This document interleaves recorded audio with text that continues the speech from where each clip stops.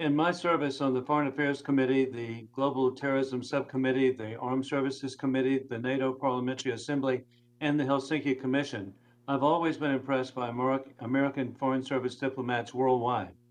Their dedication to service is inspiring. That is why I am shocked at your actions superseding military advice, leading to the surrender in Afghanistan to be a safe haven for murderous terrorists. Biden and Harris have also opened the southern border, stopping the wall of President Donald Trump.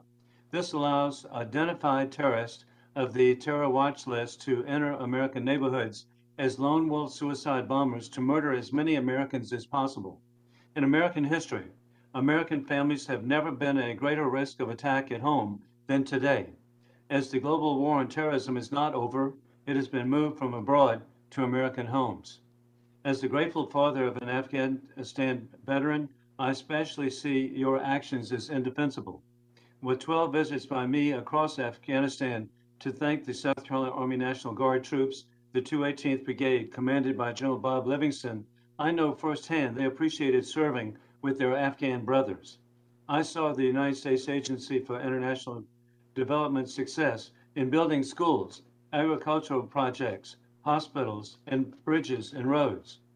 My beliefs have been actually expressed by the New York Post editorial board on September the 1st, and that is, quote, 6 lies Joe Biden told about Afghanistan. How can any American believe anything Biden says after he's lied so blatantly? Lie. If there are American citizens left, we're going to stay until we get them out. Truth. Biden himself admits Americans remain stranded in Afghanistan. Lie. We're making the same commitment Biden said to Afghanistans who assisted America. Truth. A senior State Department official confessed to NBC News that the majority of Afghans didn't make it out of Kabul. Lie. The United States stands by its commitment that we've made to vulnerable Afghans, such as women leaders and journalists. Truth. Team Biden didn't even ensure American employed journalists made it to safety. Lie. Asked by a reporter, do you see any parallels between what happened in Vietnam? None whatsoever. Zero. Truth. Not even a month later, pictures came from Kabul of a helicopter flying over the American embassy. Lie.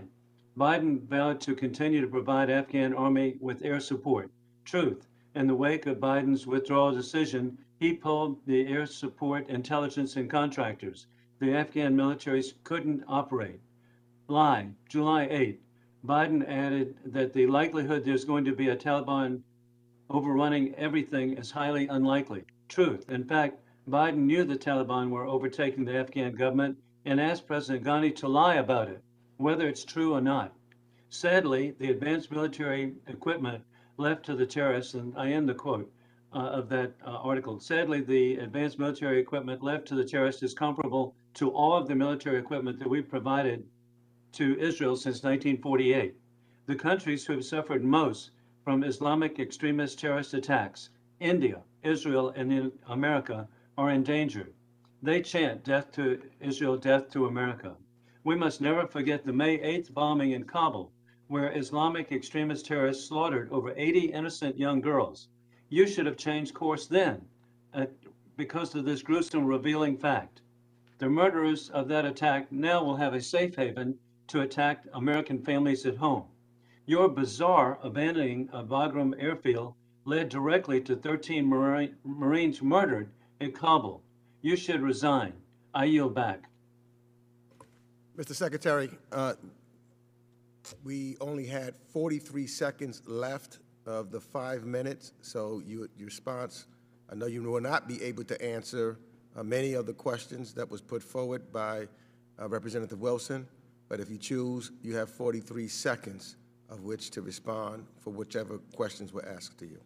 Thank you, Mr. Chairman. Let me simply thank the member for his support for the men and women of the State Department. I appreciated that part of the statement. Thank you.